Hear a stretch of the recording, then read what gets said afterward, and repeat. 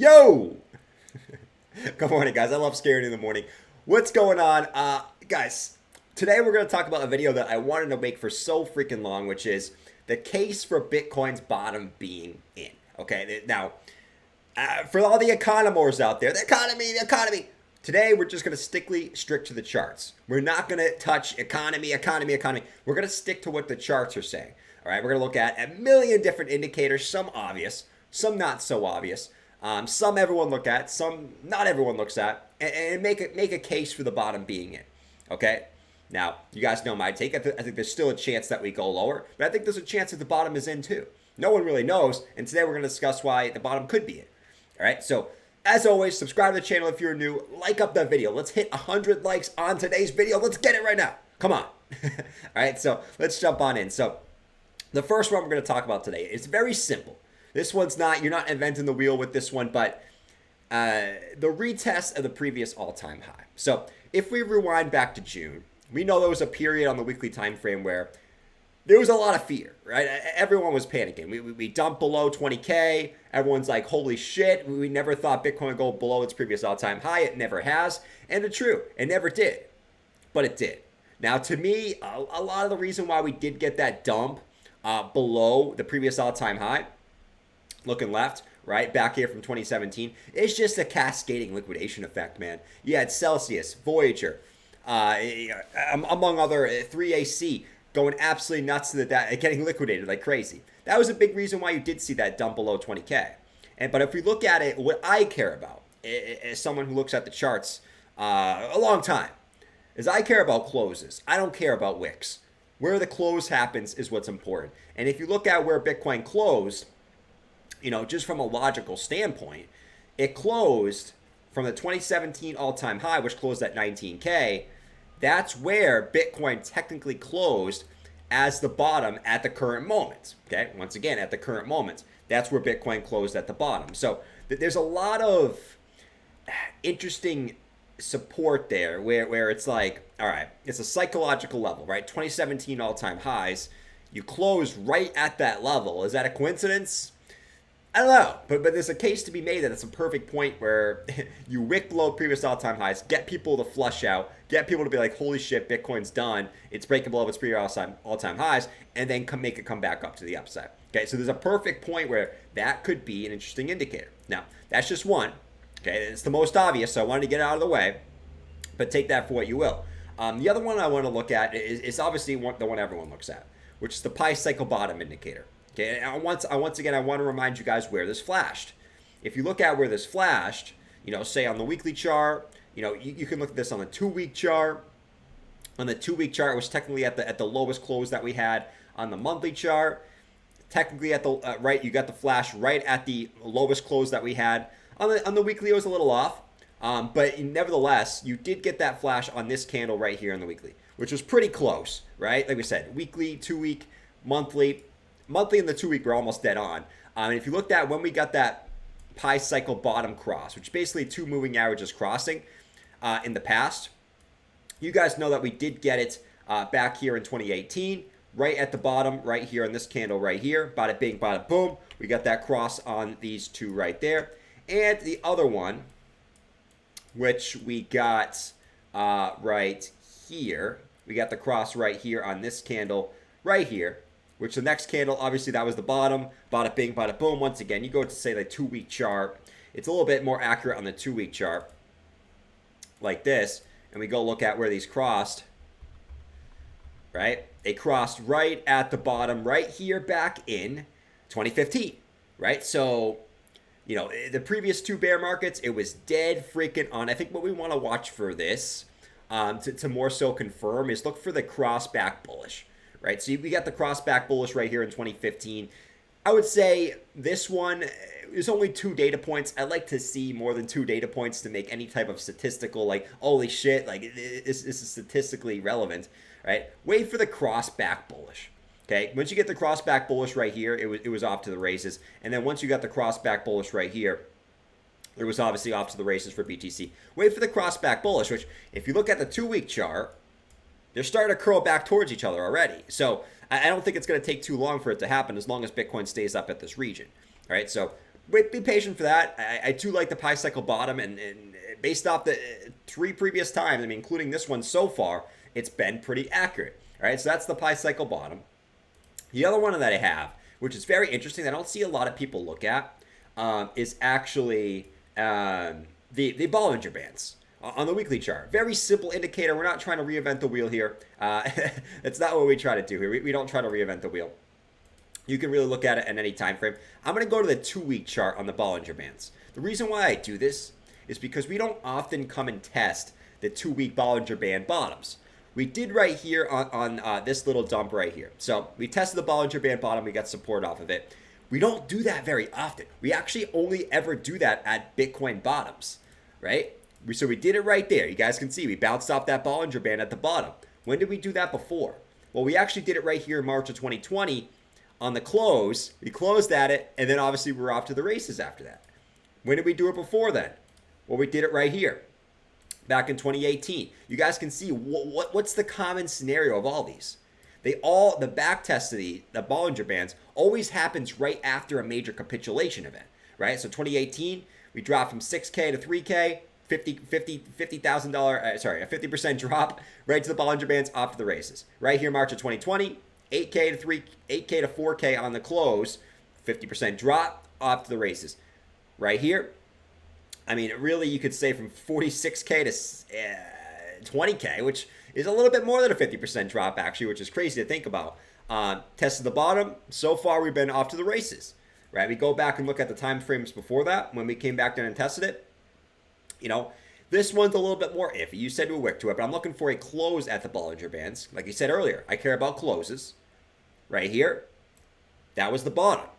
We were off to the races. Obviously, we stayed down here for a little bit, but that ended up being the bottom before continuing back up to the upside. So you can see that the 2-week Bollinger Bands also is a very interesting indicator to look at as far as when we've hit it before on closes and when the bottom being in for BTC, right? Very, very interesting in my personal opinion. Let me get rid of this and we're going to continue on here.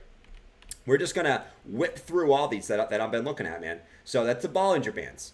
The other one is the Gaussian channel, right? Not a lot of people look at the Gaussian channel, but I want to look at it from every time frame because it's very, very interesting on every time frame where we actually are in the trend, right? So I want to start on the weekly time frame.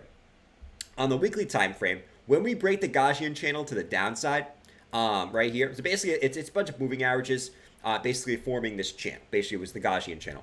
When you break it on the weekly time frame to the downside, that is once again during capitulation. And I want to go back and show you guys how far we dropped from the bottom. So from 34K down to the bottom, it was about a 45% drop, right? 45% drop. You can see what the last couple of times that we did this. I'm actually going to compare this to, say, 2018, right? 2018. So right here, to the lows, down to the bottom was about a 40% drop. So you guys can see that once we broke this, we actually dumped more than we did in 2018.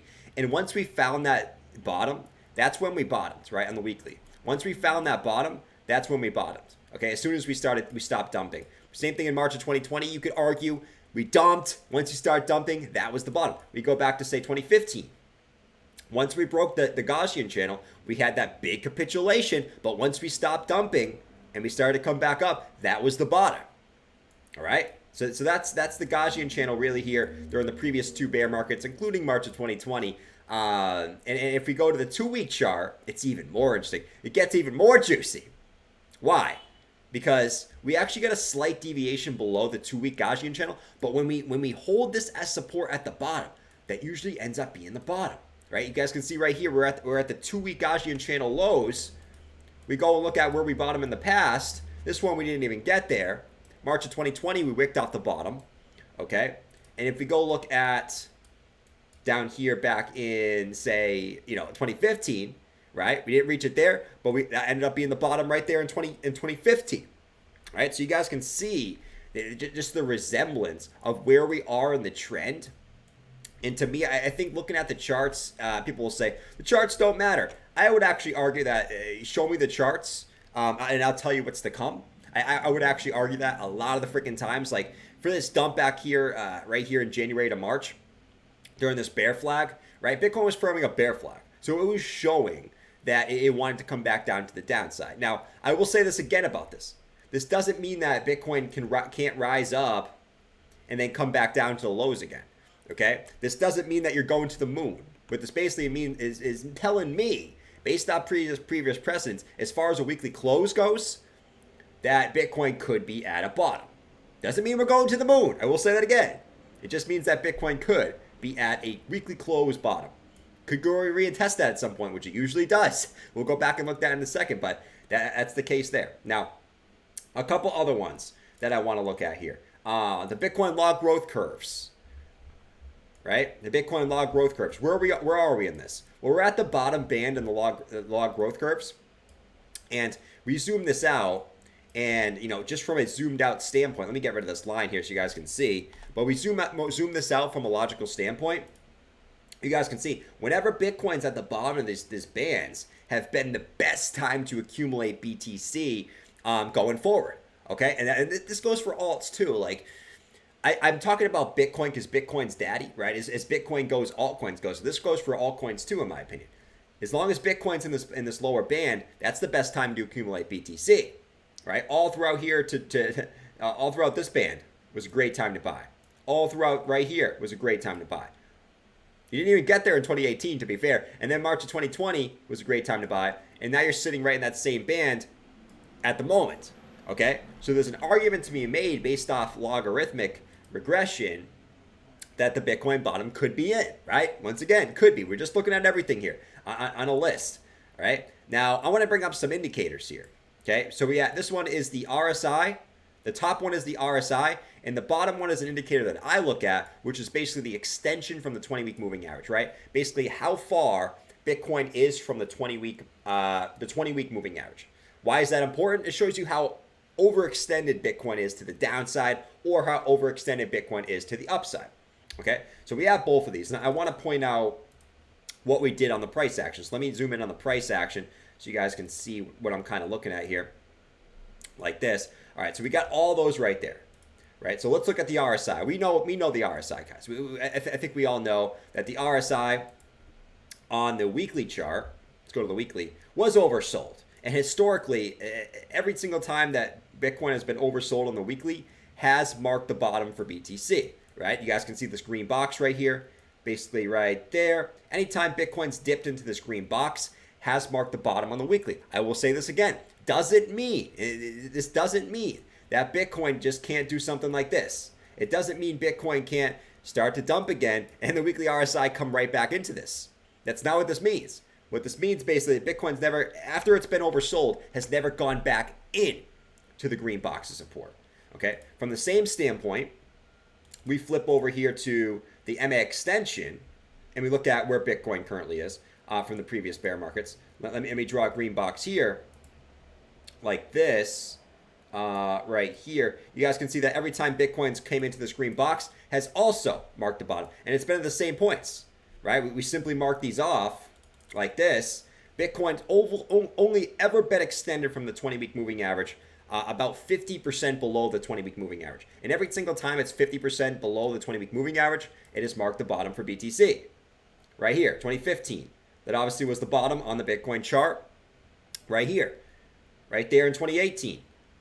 That obviously was the bottom right there in 2018. We look at where we are right now for BTC, or where we were back in June, which was right there. That marked the bottom right there in 2022.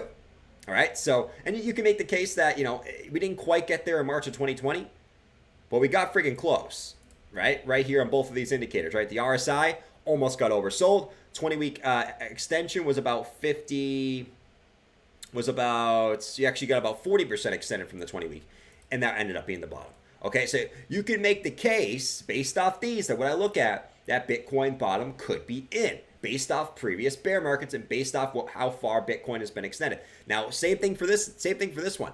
It's not guaranteed that the Bitcoin bottom is in. It's not. We're just looking at the possible scenarios that it could be in today. And same thing for this one. That doesn't mean that that bull market support band, we bring this up, doesn't mean this just can't continue down. Price action gets closer to it, and price action continues down, and then the 20-week, and then the MA extension continues down as well. Okay, that's not what that means.